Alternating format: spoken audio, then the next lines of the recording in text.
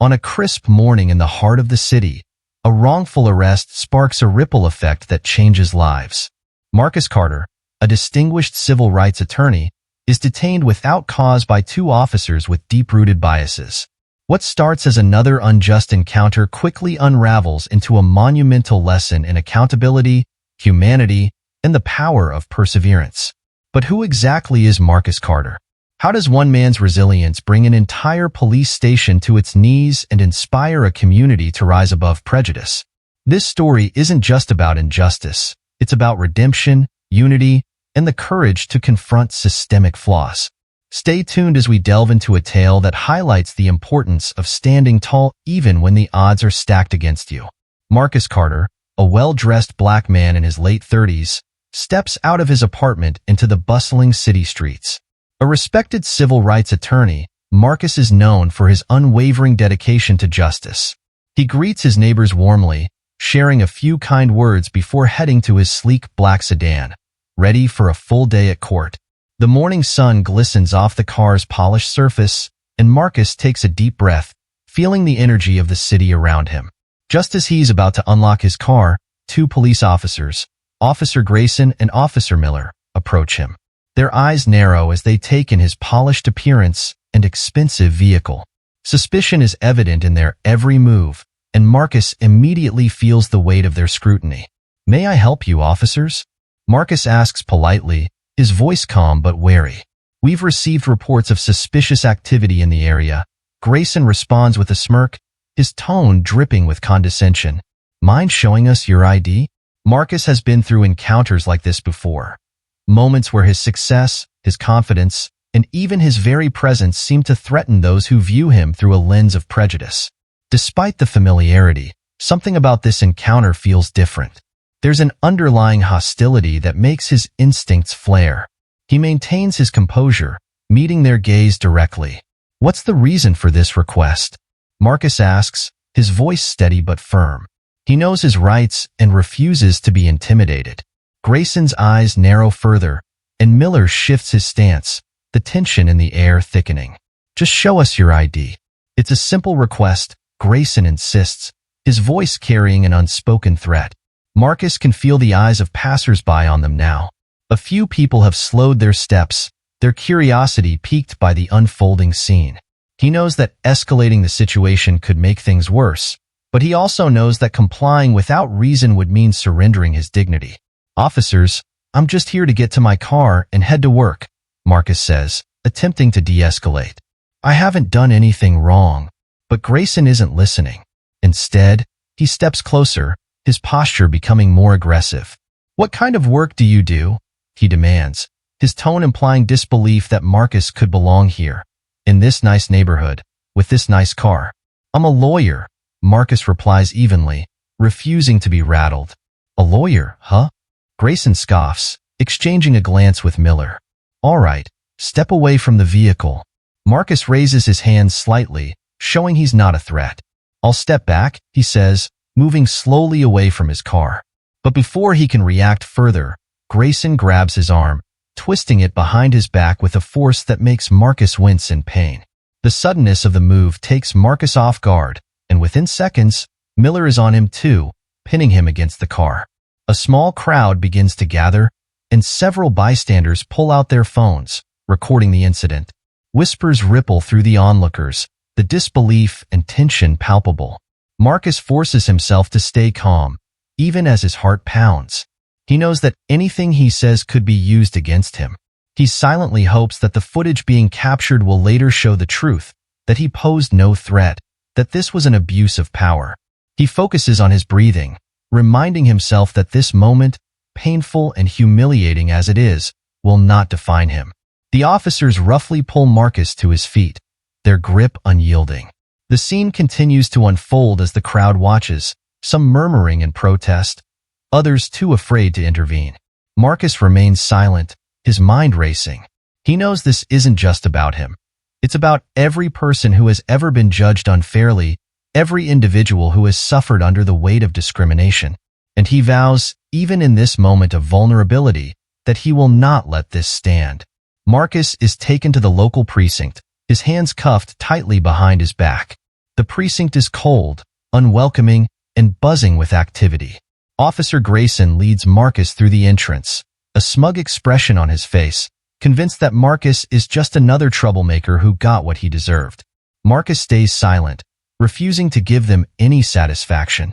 Inside, the harsh fluorescent lights flicker above, casting an unsettling glow on the busy station. Officer Grayson processes Marcus with a mix of arrogance and carelessness. Marcus can hear the clattering of typewriters, the distant chatter of officers, and the occasional shuffle of feet, a harsh reminder of where he is.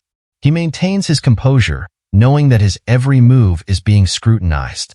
Lieutenant Sarah Taylor, a newly appointed officer with a strong sense of justice, notices the commotion from her office.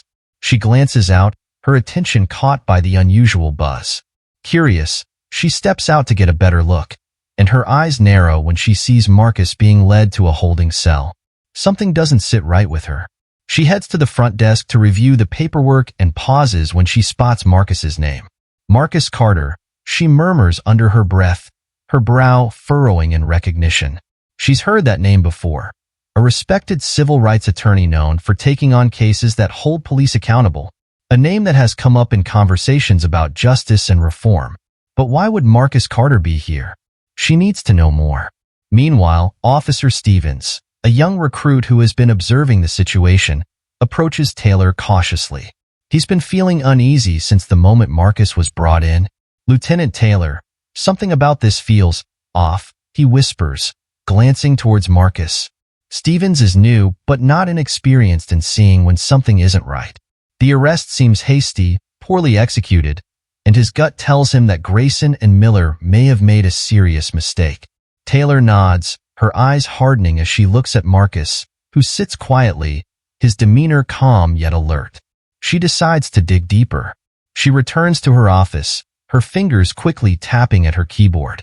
Within minutes, she finds what she's looking for: articles, profiles, and court records.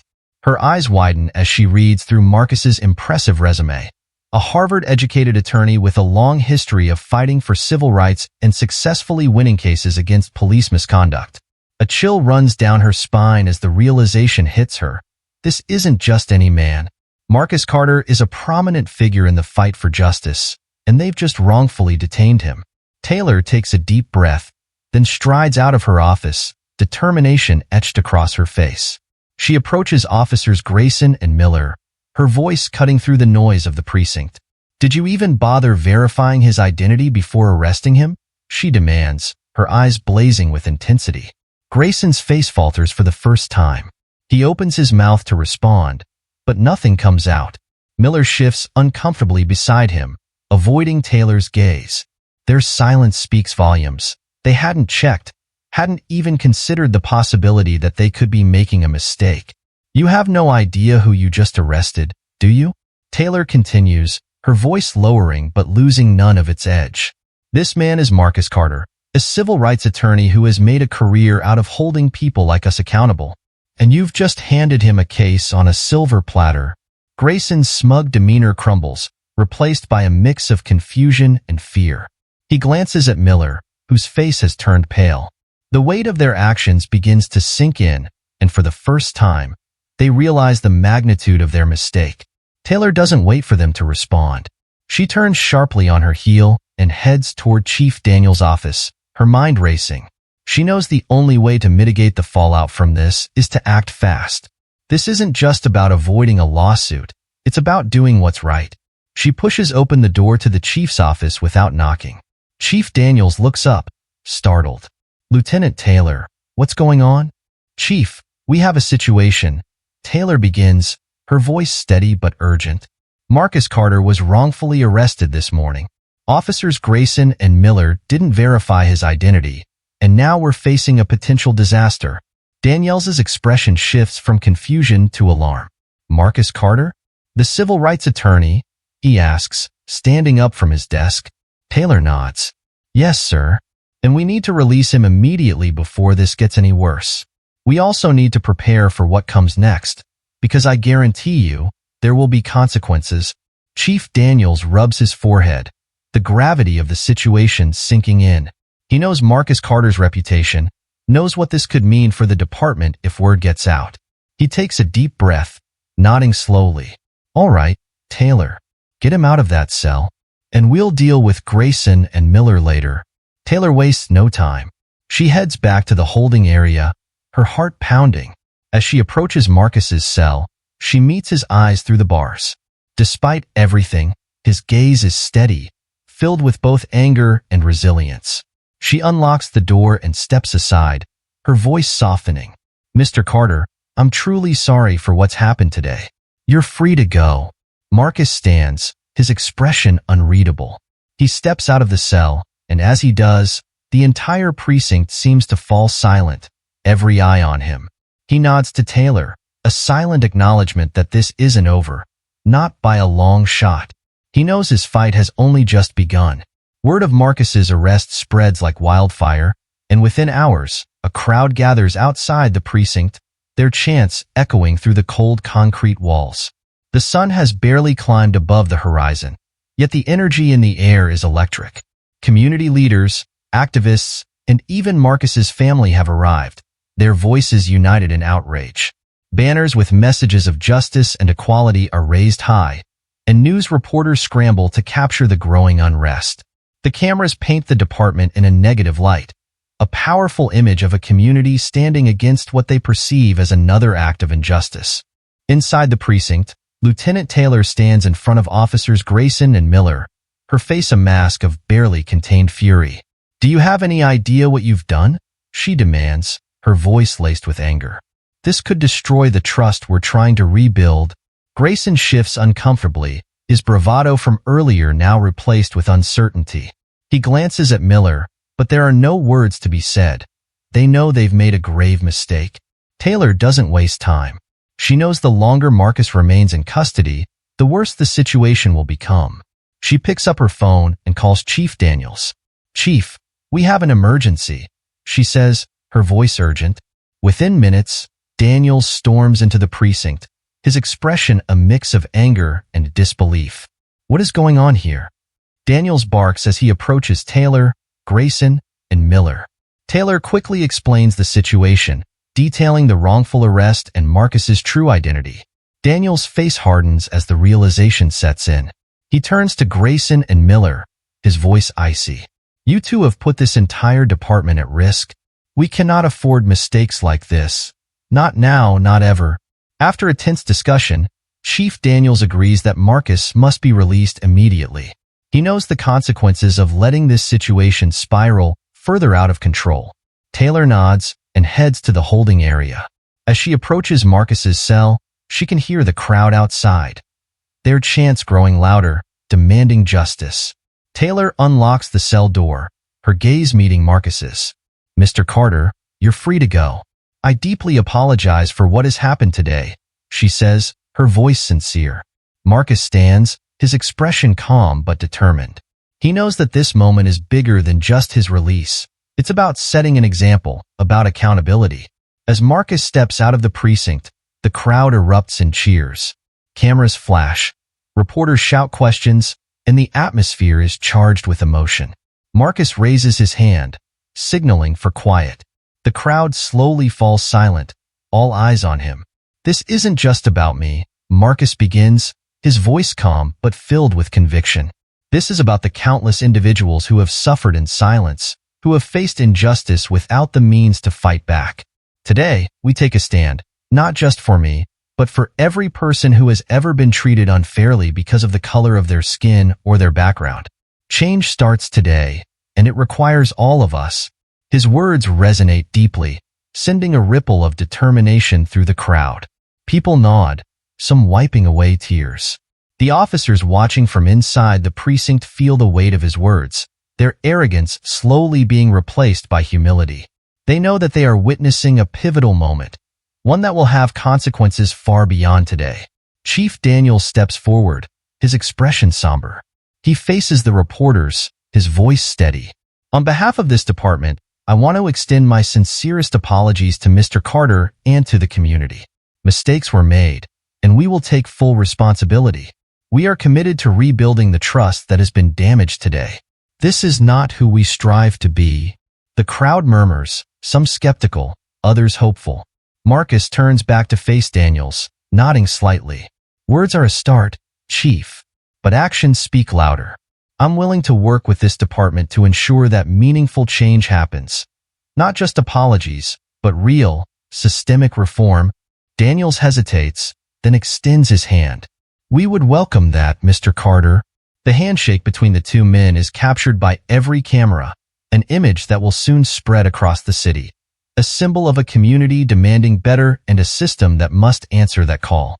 As the crowd begins to disperse, Marcus is surrounded by his family and friends.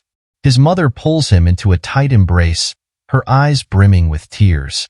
You did good, Marcus, she whispers. You did real good. Marcus smiles, though the weight of what just happened still lingers heavily on his shoulders. He knows that this is just the beginning.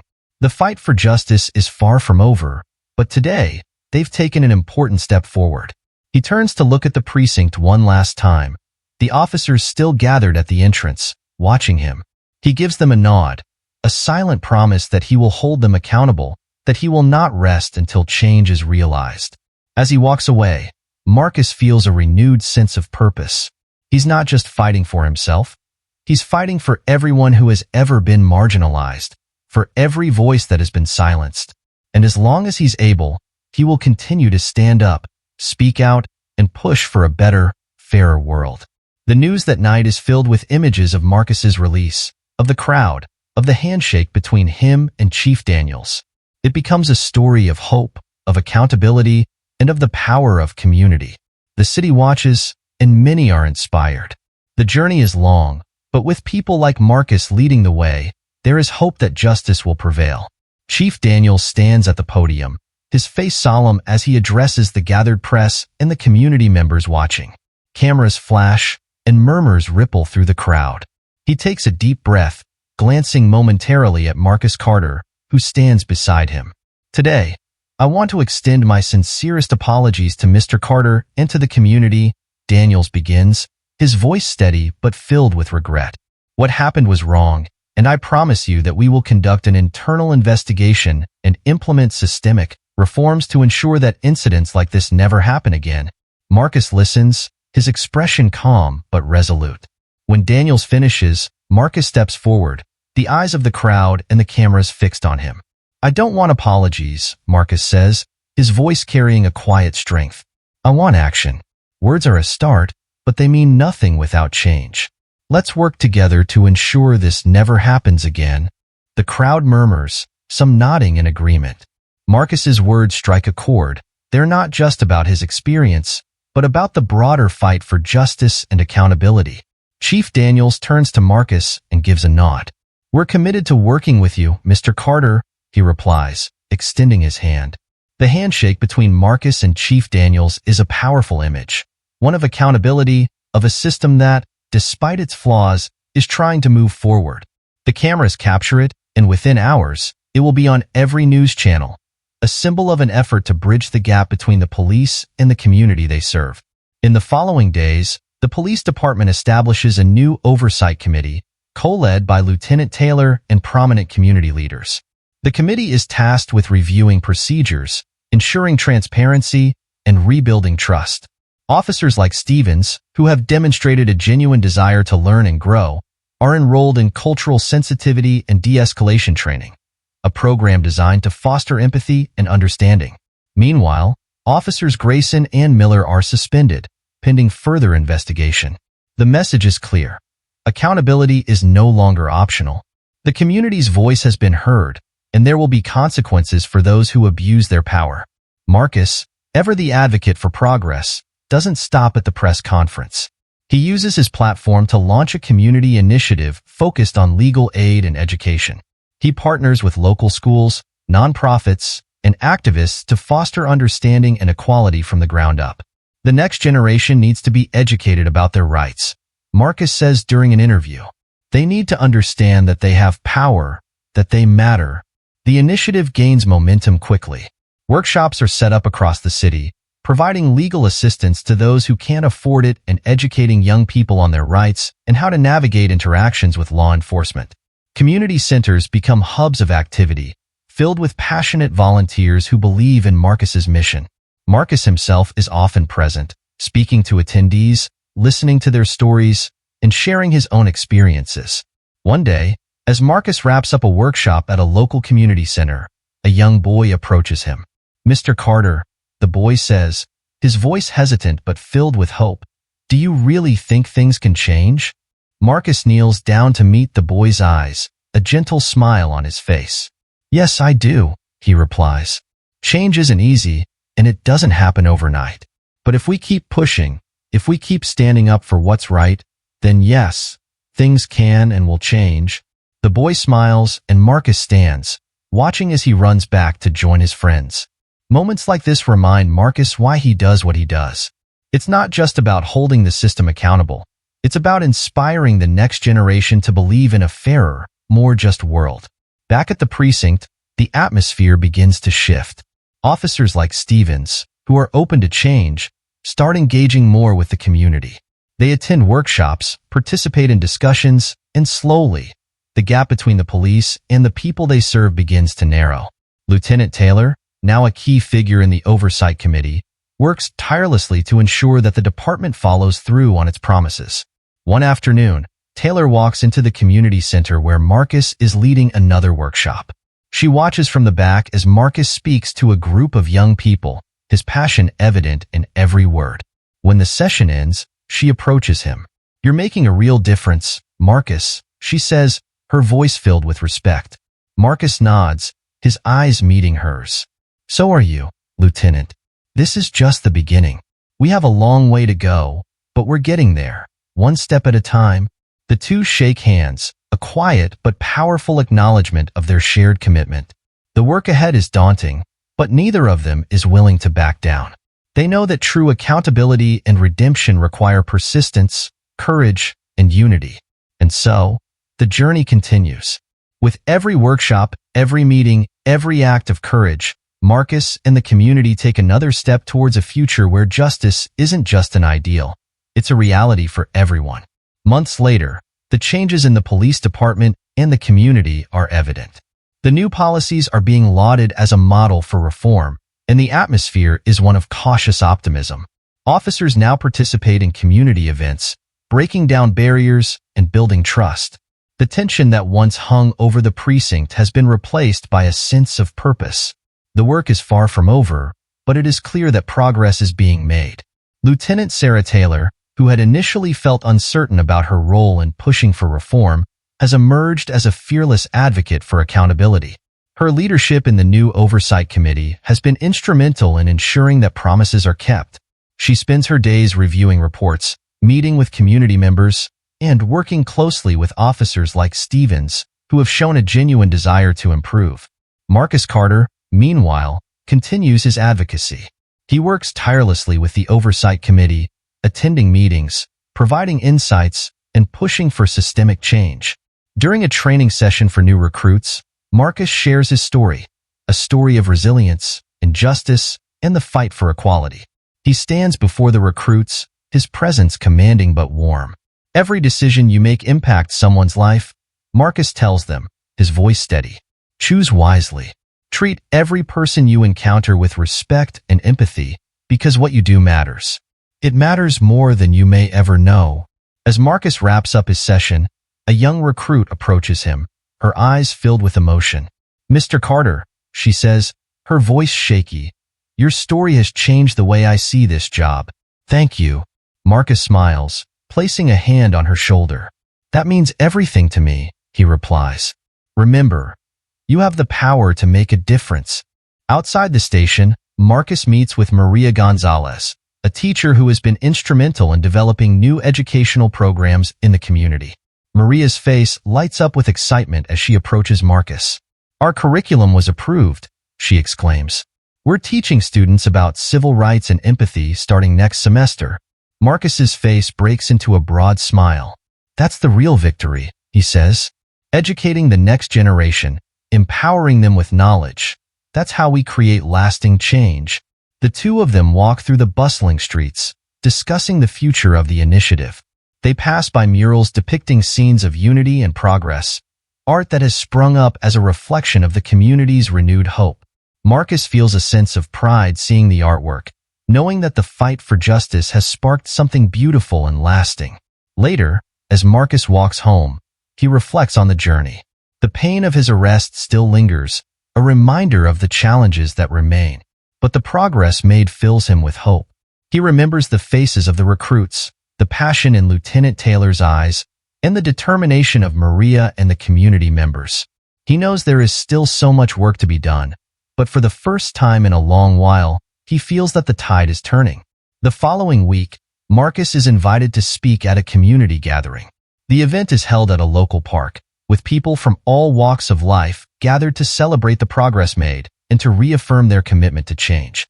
Marcus takes the stage, looking out at the sea of faces, young and old, families, students, officers, activists. The diversity of the crowd is a testament to the strength of their movement. Today, we stand together, Marcus begins, his voice carrying over the crowd. We stand as a community committed to justice, equality, and understanding. The road here hasn't been easy, and it won't be easy moving forward. But look around you. We are not alone. We are in this together, and together, we are powerful. The crowd erupts into applause, their cheers echoing across the park. Marcus takes a deep breath, feeling the weight of their hope. I want to thank each and every one of you for your courage, he continues, for your willingness to fight for what is right. Change isn't easy.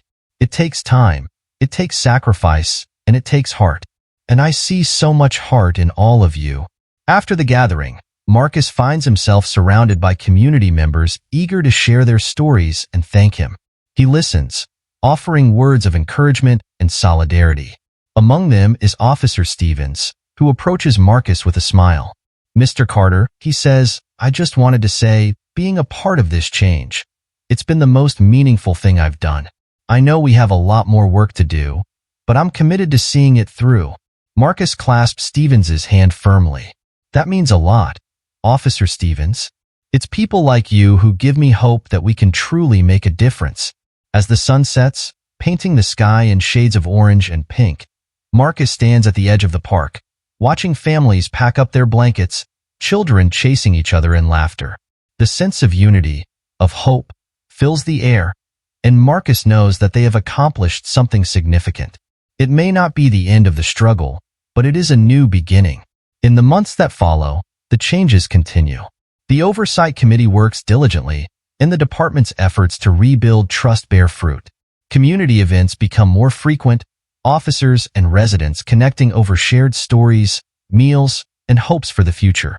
Marcus is a constant presence, not just as an advocate, but as a member of the community, someone who cares deeply for the people around him. One evening, Marcus receives a letter from a young student who attended one of his workshops. The letter is simple but heartfelt. Mr. Carter, thank you for teaching us that we have a voice.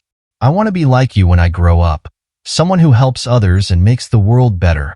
Marcus reads the letter twice, his eyes misting over. He knows that this, inspiring others, creating a ripple effect of compassion and action, is what it's all about. He folds the letter carefully, placing it on his desk, a reminder of why he started this journey and why he will continue. The future is uncertain, and the work is far from over. But as Marcus looks out at the city he calls home, he feels an overwhelming sense of hope. The fight for justice, for equality, for understanding. It is a fight worth continuing. And as long as there are people willing to stand up, to speak out, and to work together, Marcus knows they will move ever closer to a brighter, more just future. Marcus Carter's wrongful arrest became a turning point for an entire community. Through courage, persistence, and collaboration, he transformed a moment of injustice into a catalyst for change. His story reminds us of the importance of standing up for what's right and working together to create a fairer society. This tale isn't just about one man's fight. It's about the power of community and the belief that progress is possible when we confront our flaws head-on. Marcus's journey inspires us to be agents of change, no matter how daunting the challenge. The actions taken by Marcus and those who supported him serve as a testament to what can be achieved when we refuse to stay silent in the face of injustice. If this story moved you, don't forget to like, comment, and subscribe. Together, we can share more narratives that inspire, educate, and uplift. Let's keep working toward a brighter, more equitable future.